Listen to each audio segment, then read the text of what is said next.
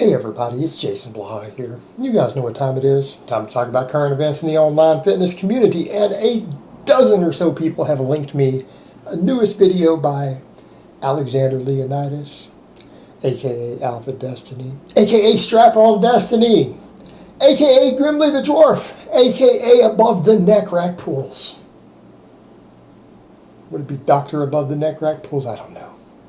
Made a video defending rack pulls against Jeff Cavalier. Go ahead and put on my +5 hat of Speechcraft. Let's talk about this. All right. Here's the funny thing. The thing that I found amusing straight up front.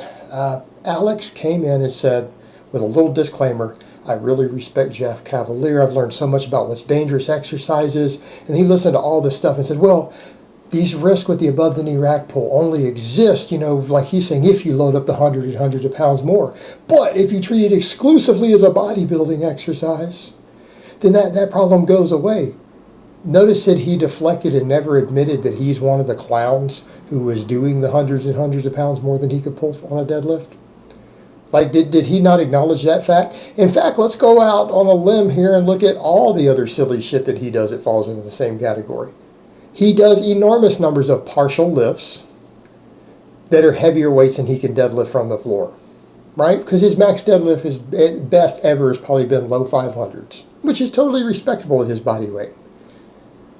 But that high handle trap bar deadlift, that creates the same situation we talked about. 700 pounds pulling down will create the exact same situation we saw there, right? And it's not uncommon for guys to pull 200 pounds more on a high handle trap bar versus their conventional deadlift or their sumo. That's not uncommon.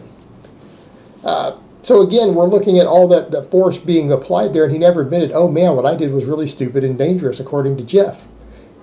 He didn't admit that. If he's going to be honest about saying, oh, I've learned lessons, I'm growing and maturing, then admit that what you did was stupid and what you displayed and demonstrated, because it was. We've all done it. We've all had to do it, realize that we did something dumb on camera and admit to it. I've had to do it a few times. It's called manning up and just being honest about it.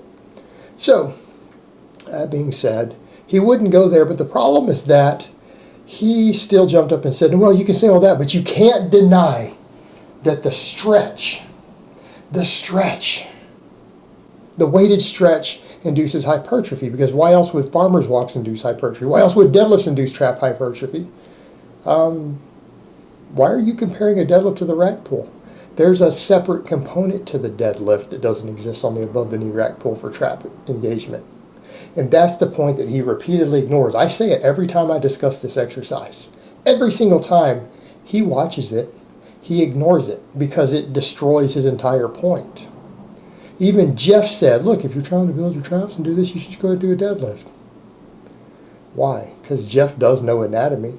I could argue that Jeff's not a strength coach, and I do routinely argue that.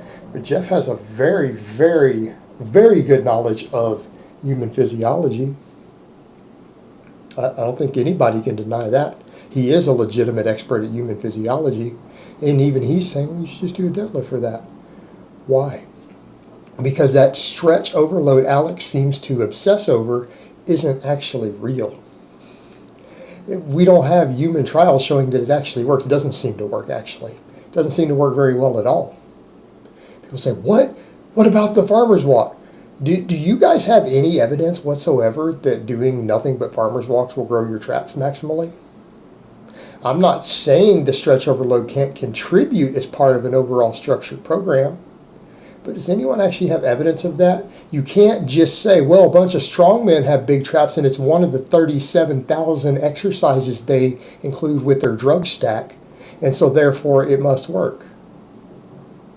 Okay. So since they all have big calves too, it must be the farmers' walks that built their calves. If they have big quads, I guess the farmers' walks built their quads because they do farmers' walks and they have big quads. I mean, if that's your reason for saying a 400-pound strongman with a $20,000 a year drug bill who's monstrously big and does extremely heavyweight on a ton of different exercises, if you want to say that the farmer's walks are the reason he has big traps, you're probably an idiot. Just going to call it like it is. And I'm not saying they don't add some additional workload, but that's not the reason. And come back over to the deadlift. When you do the above the knee rack pull, you're starting in an upright position. All you have is the downward stretch. With a deadlift, you have to bend forward and pull your scapula back. All right, that creates isometric contraction that the traps have to pull against. That's not stretch, that's peak contraction, because when you pull your shoulder blades back and hold them together at the bottom of a deadlift, because you have to bend over to do that, right? Your shoulders aren't rolled forward, you have to pull them back usually. That's not a stretch, that's a contraction. So you're actually holding a part of at least one of the functions of peak contraction of the triceps. They're at peak contraction.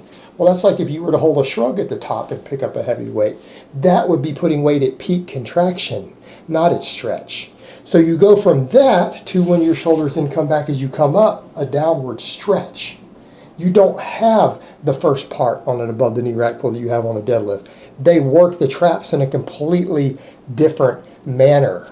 The deadlift adds a second element for your trap stimulation, a totally separate performance element that you lose on the above the knee rack pull. So it doesn't work. You don't have evidence that it works. And here's the thing. Alex has been playing this game forever with it, of saying, well, okay, so these guys, they say this, but there's no denying. Well, I'm denying it. Everyone else is denying it. You're the only one out there not denying it. So when you say no one can deny, I'm denying it. Not based on reality. It's based upon your goofy ass marketing as a child who only has a few years of training experience, who's still learning. And that's fine.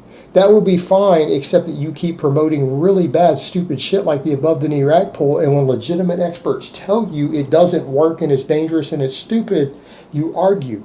All right, Dr. Mike Israetel already said that it's a stupid exercise, even from a bodybuilding perspective. In fact, he said if a bodybuilder wanted to build big traps, it's one of the last exercises I would have them do. Like it wouldn't even be in the top 20. In fact, he said I would never have them do it. It's a bad exercise because, what he pointed out, the axial loading component. And that's what Alex is missing. He's like, well, even if you drop the weight down, let's say you only use 400 pounds. How many reps are you doing with 400 pounds?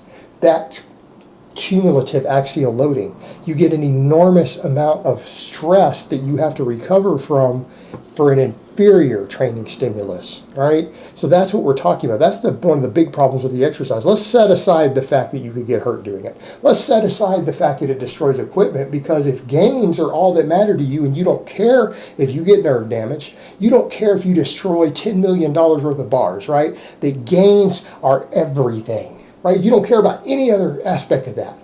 You don't care about the risks. Let's go to just the gains. What do you need to focus on for hypertrophy?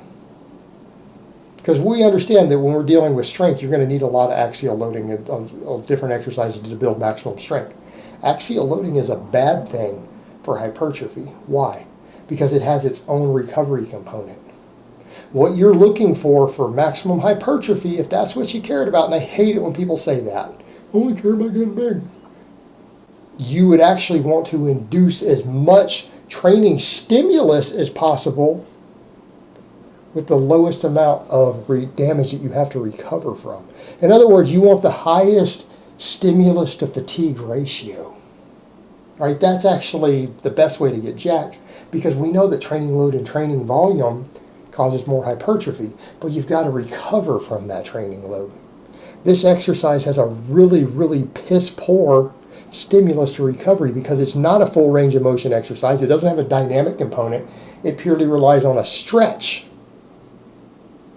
which doesn't cause as much muscle growth. It doesn't. With the downside of being harder to recover from because of the large amount of axial loading. It's a bad hypertrophy exercise.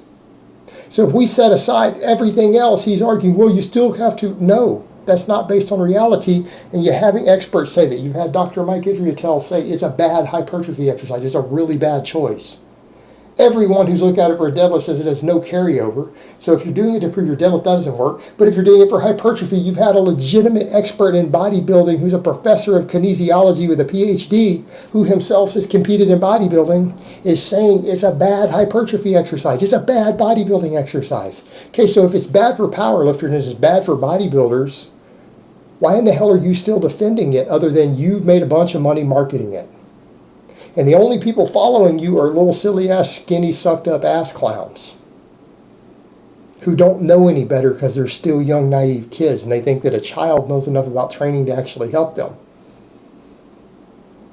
Now, after you've had bodybuilding experts and powerlifting experts both tell you this exercise sucks and it's bad, now you've had an expert in physical therapy tell you that it's dangerous, and you're still going to stand your ground. Alex, there comes a certain point where you need to just man up and admit you're full of shit on this and you didn't ever know what you were talking about. And your traps aren't even that big.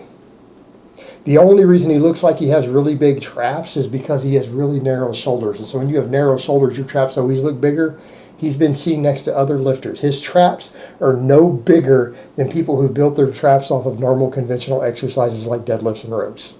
They're not any bigger than Omar Isof's, who he stood next to. They're not any bigger than Jeff Nippard's. They don't do that exercise to get their traps. Why aren't your traps bigger than theirs if it works so damn well? They're not, because it doesn't. And that's not even how you built your traps, because it doesn't even work well for that. You built your traps off the other big exercises just like everybody else. All right, guys, but that's really all I have to say on that today. I hope it's been informative, and I will talk to you guys next time.